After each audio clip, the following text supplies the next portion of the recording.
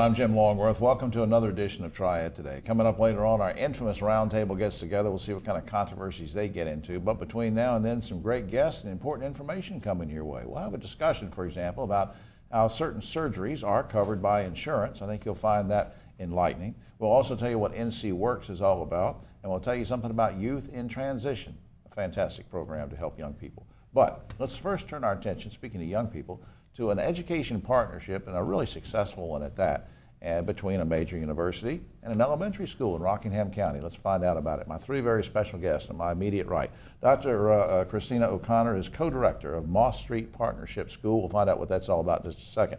Next to her is Tina Chestnut, principal of Moss Street Partnership School, and it's in Reidsville, I believe, right? Yes, sir. Okay. And then Randy Penfield. Dr. Randy Penfield is Dean of UNCG School of Education. Welcome, sir. Thank you. Good to see you. Our director, Richard Smith, filling in for Lori. Richard, I'm just going to give a little production cue here. I'm going to go all the way down to Randy and start with him, if that's okay with everybody. Ladies, I'm not ignoring you, but I want to go to Randy first. Give me some background first on the partnership between UNCG and Rockingham County Schools. All right, well, it all starts with the UNC Lab School Initiative. And UNC Greensboro was selected to be one of the schools involved in this initiative, selected by the state. And we were charged with starting a lab school.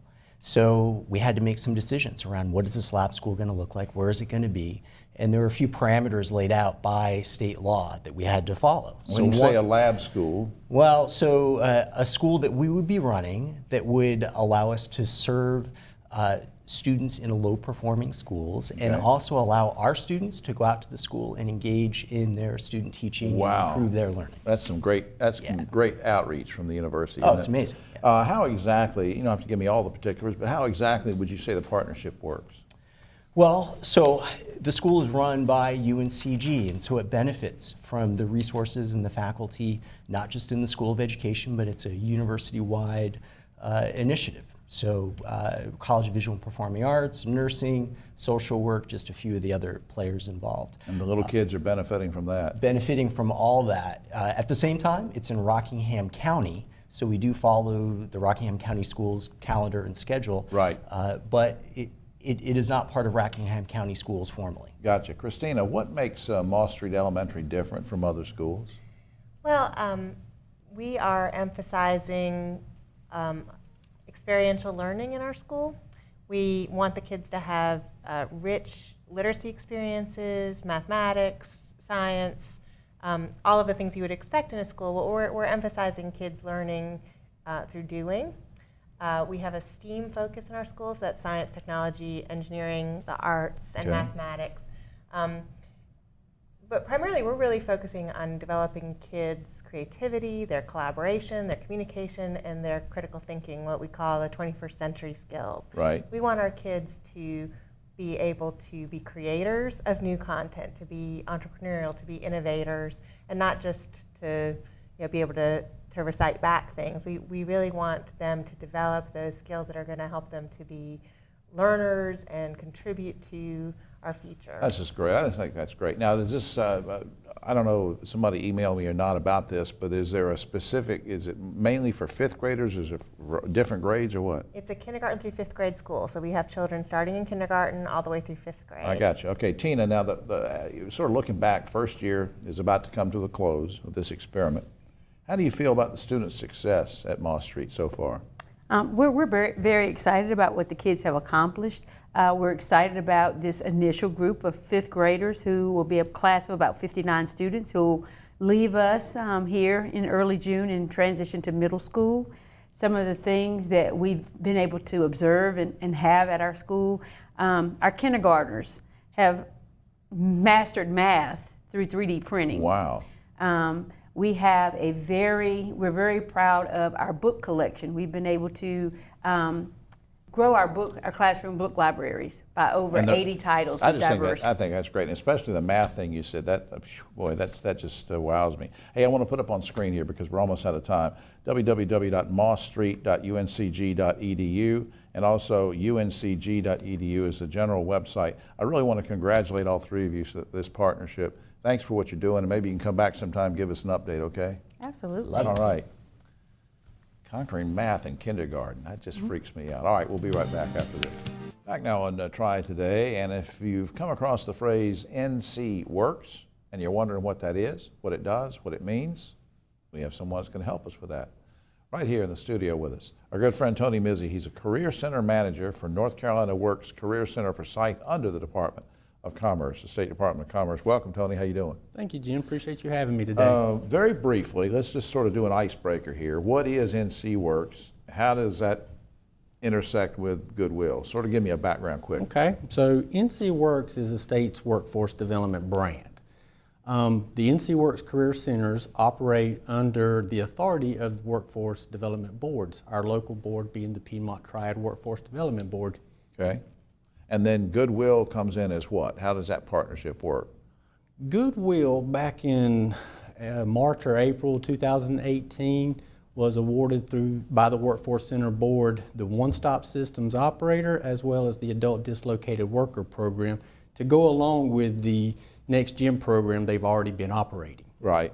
Now, what are some of the, we don't have to list everything, but some of the services that available to customers utilizing the center? And again, there's a menu of things I know, but give me an overview of what kind of services. Well, we have trained staff that work in the centers, and they work with customers coming in seeking job training and employment opportunities. They'll do a quick assessment of the customer, kind of determine where that customer is in their job search.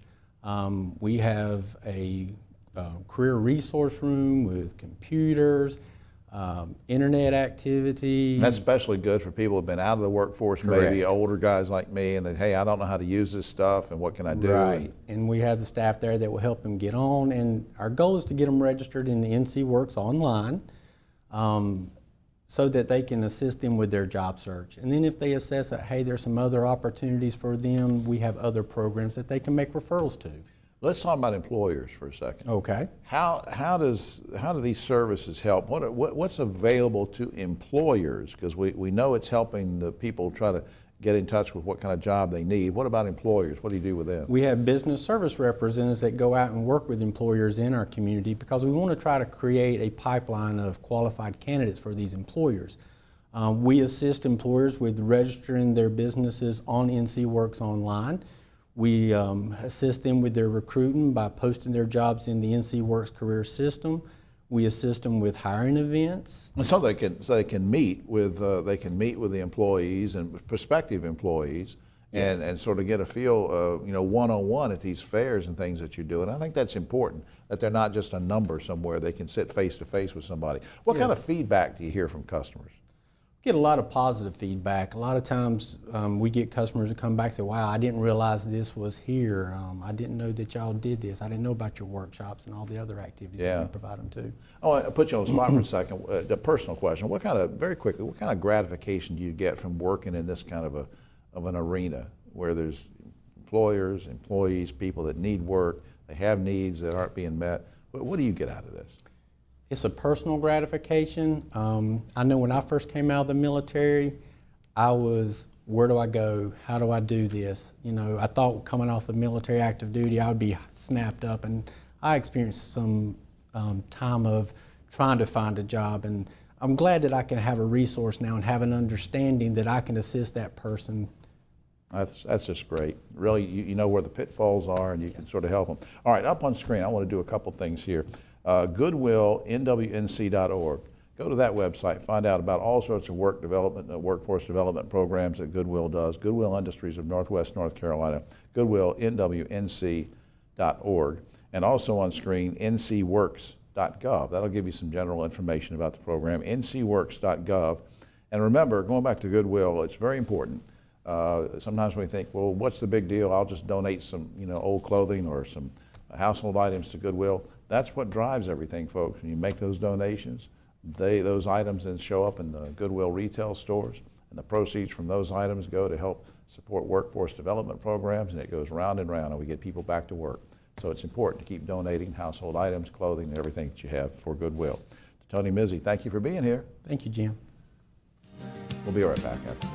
On Triad Today, ever wondered if a particular surgical procedure or a medical procedure that you're going to have is covered by insurance? We all have those kind of questions. We have two experts with us here going to help us through this topic. On my immediate right Jennifer Sizemore is an insurance specialist with Forsyth Plastic Surgery, and next to her, Camille Rothrock is a scheduler at Forsyth Plastic Surgery. Welcome, ladies. Good to see you. Good to see you. Good to see you. Camille, let me start with you just as a general thing before we get into this main topic. Just remind folks where Forsyth Plastic Surgery is located and what kinds of services do you provide in general?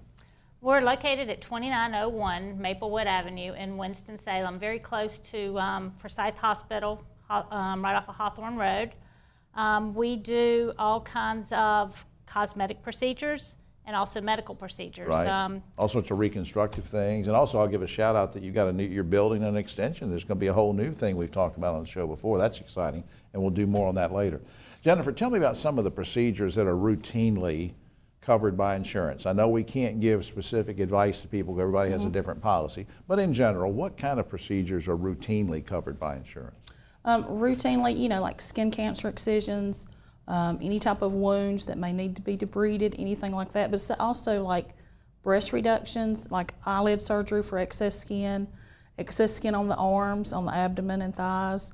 And also, they also cover like keloids and scar excisions too. So in general, those things, and there could be exceptions, but in general, those are things that are covered by insurance. Absolutely. Now, if I hear that something's covered by insurance, does that mean, and let's say I've had a cancer removed or something, does that mean I'm not going to pay you guys anything? I mean, how does that work? Oh no, unfortunately that's a misconception. Just because insurance covers it, you still are going to be responsible for any co-pays, co-insurances, or deductibles. Right.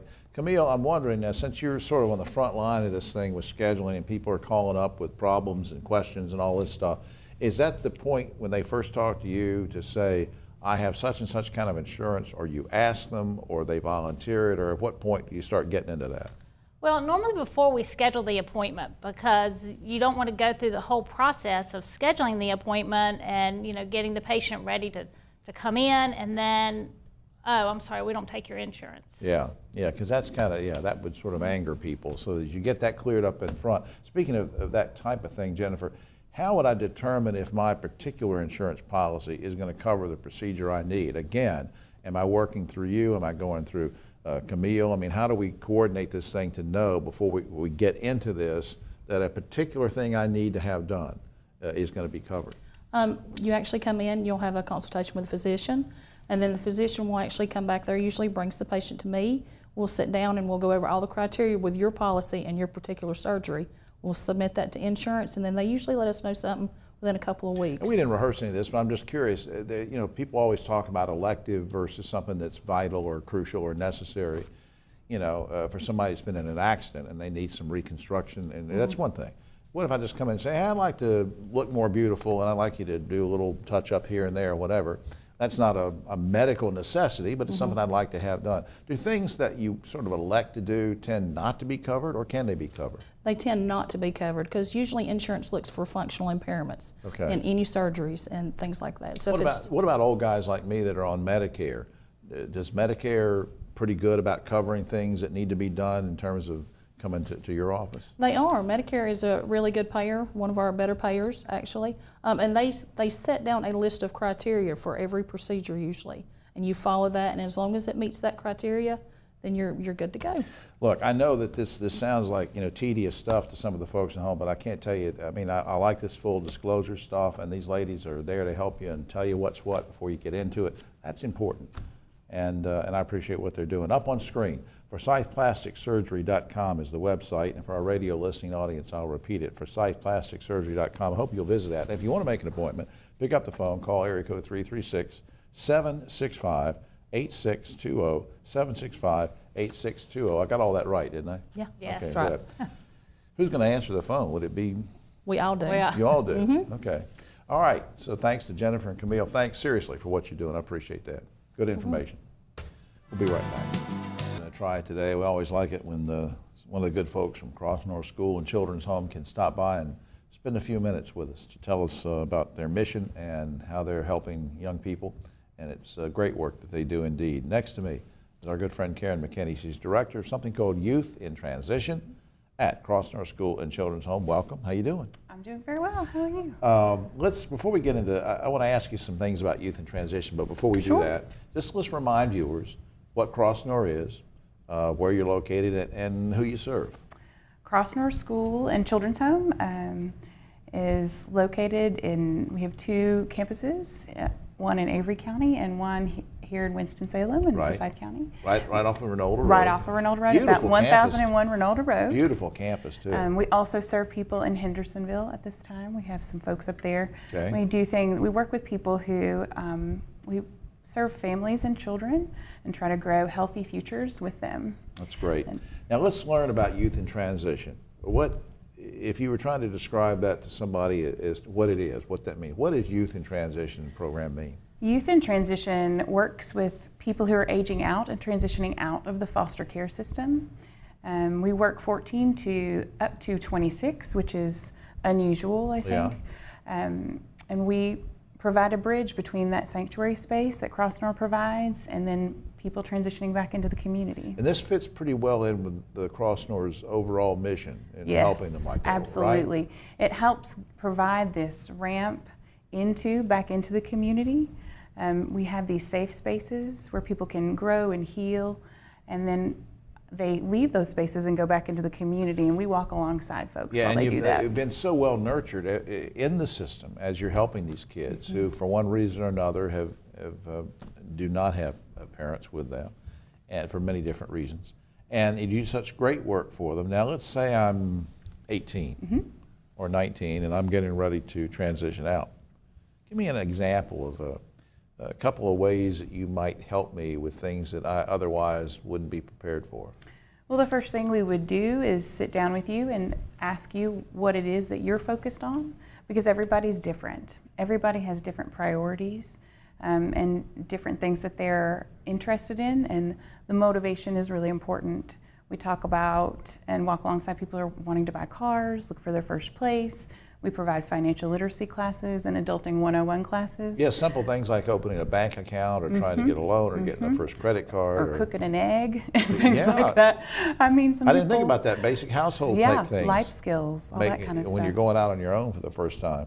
What kind of outcomes do you think you're getting or do you want in terms of the support? The longer people stay with Youth in Transition, because we do work really long term, educational outcomes increase, as does employment. People's wages increase over time.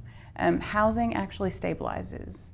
90% of people here with us for about 3 years report having stable housing, which is unusual. Yeah. For that population. What maybe this isn't an appropriate question, but I'm just wondering, is there anything that viewers can do to become involved and support youth in transition? Absolutely. We our classes, we all try to provide food and meals for folks. So if someone wants to provide a meal or something like that for our folks, that'd be great. Okay. If people are curious and want to learn more about Youth in Transition or what we're doing, we'd love to come talk to you a little bit more about it. And of course, if somebody's out there who's been thinking about becoming a foster parent or adopting, absolutely, then look, this would be great too. And I just think what you're doing is great out there. I want to put, before we lose time, I want to put up on the screen the website for the viewers and for the radio listening audience. I'll say it a couple times: crossnor.org, www.crossnor.org, and I hope you'll check that out because it tells about some of these services and what the mission is. Quickly, before time gets away from us, what gratification do you get from working with Youth in Transition? I love watching our young people blossom and become the adults that they want to be. It's beautiful. You do a great job. Karen, thanks for all you do. Thank you. All right. We'll be right back after this. Back now on Triad Today. Just about time for the roundtable, but just a couple quick notes. I hope you will pick up your copy of Yes Weekly. I have an article in there about Billy Crash Craddock. He has a concert coming up at High Point Theater on April 27th. Hope you will go to that. And also a shout out to the good folks at the Rotary Club of Western Forsyth who had me come and speak to them earlier this week. What a great group. I really enjoyed that. So a shout out to those great folks. I have three great folks with me right now, so let's get right to it. On my right, but always the political left, Ogie Overman, the great broadcaster journalist, Ursula Dudley Oglesby, president of Dudley Beauty Products, and she pretty much rules the world. And Keith Granberry has been away helping Trump redact the Mueller investigation, and he's back from Africa, and other folks doing some great work. Okay, when former Senator Trudy Wade tried to realign Greensboro City Council, Pat McCrory told me that it was, quote, legislative overreach. Shouldn't have done it. Now some Republican representatives want to realign the ward system in Winston-Salem, which would dilute the black vote. Once and for all, is it time for the state constitution to be amended to prohibit such interference in local government? Ogie. The Republicans never learn, do they? You know, where is Trudy Wade and McCrory now? Let's ask ourselves that question. Right. That was a dumb idea then, and it's not ever going to be anything but a dumb idea. Ursula. I agree. I think if we need to have a constitutional amendment, let's get it done, because this is a little ridiculous. Yeah, and it's starting to happen with a little bit too much regularity, Keith. Yeah. Yeah, but this is bigger than just this. It's happening all over the country, and we are trying to dilute the vote of the people by creating these districts that allow the people in power to keep the power, and it's wrong, and we need to change the whole system completely. Yeah, the ward system, the congressional district system, all that's really up for grabs. The Supreme Court's looking at a couple of cases now. A Connecticut court has ruled that North Carolina-based Remington Company, the company that makes ammunition and rifles, can be sued by family members of the 20 children massacred at Sandy Hook Elementary School in 2012 because of the way they say Remington marketed the assault-style rifle that was actually used in the shooting. Now, Remington is appealing to the U.S. Supreme Court, but here's my question. Should a North Carolina company making a legal product be held responsible for a crime committed by a sick person in Connecticut? I'm really torn on this, Ogie. Where they're from doesn't matter really, Jim. The question is their marketing tactics were so just disgraceful, the way they marketed it to the most militaristic, the people with violent tendencies anyway, this macho man stuff, get an AR-15 and, be a man. It was that kind of marketing at issue. So you think that they should be sued with it? I hope I hope the parents win. All right, Ursula. I'm not so sure. I mean, I think there has to be some causation from the marketing to this particular incident and this particular young man. And if they can't show that, then no, I think that they're reaching for straws, and I understand the frustration, because we do have to figure out a better way to have gun control. Yeah, so you as an attorney, if you were, you are an attorney, but if you were a judge sitting on this, you think you would err on the side of caution of not letting them sue Remington necessarily? Yeah. Okay, Keith. I think it's a dumb idea. I don't think you can sue Remington. I think it starts with gun legislation. I mean, what about that? Don't we get? There are sick people, and somebody is sick all over this country shooting people. You aren't going to be able to sue these gun companies because a sick person shot someone. Let's get some real gun legislation that deal with assault weapons. Yeah, I agree with that. Now, former Indianapolis Mayor Pete Buttigieg, did I pronounce that okay? That was good, Jim. I like it. Is rising. He's rising in the polls. He's raising tons of money and hopes to be the Democratic nominee to face Trump in 2020. Here's my question. Can a gay man be elected president next year? Ogie. Giving it a lot of thought, Jim. It's going to be tough. I mean, he's already getting heckled. The heckling has already started.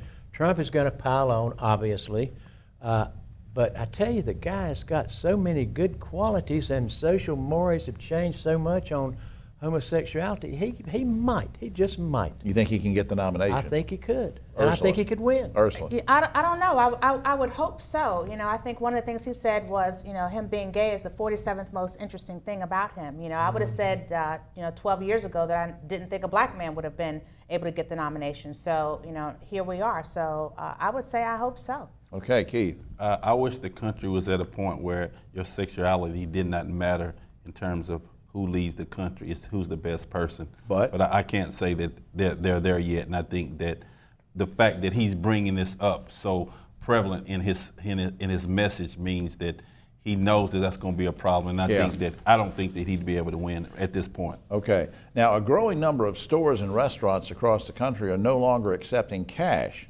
Guys and gals, are you okay with this trend, Ogie? Not really. That scares me a little bit, Jim. I carry cash. I mean, people carry cash. Everybody doesn't have credit cards. A lot of they're saying credit cards or iPhone stuff or, Android stuff. Ursula. I mean, I'm okay with that. It's just that the business has to understand that they're going to lose some customers, because everybody is not comfortable in this day and age with, identity theft and, lack of security with credit cards and credit card theft, that they're going to lose some customers. Keith.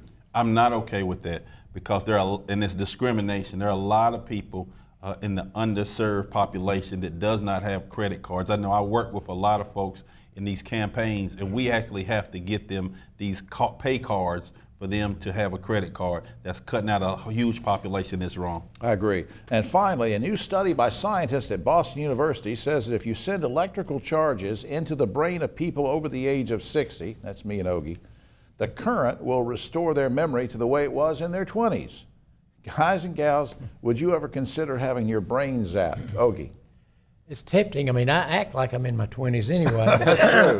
But I think about it, but then I think of One Flew Over the Cuckoo's Nest, and maybe not, maybe Ursula. not. No, I don't want to go back to my 20s. I like my brain as it is now. Keith, you're not going to get to 60 for another 50 years, but would you zap your brain? Nah, man, my brain is so perfect right now. Why would I zap it? It's just amazing. Oh, it's just Yeah. Did you see? Did you see how? Yeah. Did you see how Richard's filling in for Lori today, and he held on kind of a close up of Keith for a second. We wanted to see that head, but never mind. Yeah, All right, too big. That's all. Big head. Yeah, that's right. all the time we have. Except for this. Astronomers were excited last week when they caught a glimpse of what they thought was the infamous black hole. They described the video image as, quote, a very large dark space with no definable character. Then they realized they'd mistakenly tuned into a session of Congress. Ooh. Did you like that? Ooh. I thought it was going to go with Trump. Yeah, I thought so too, right? Now look, I don't want to get into that whole thing. No. For all of us here and big head Keith Cranberry, we'll see you next week.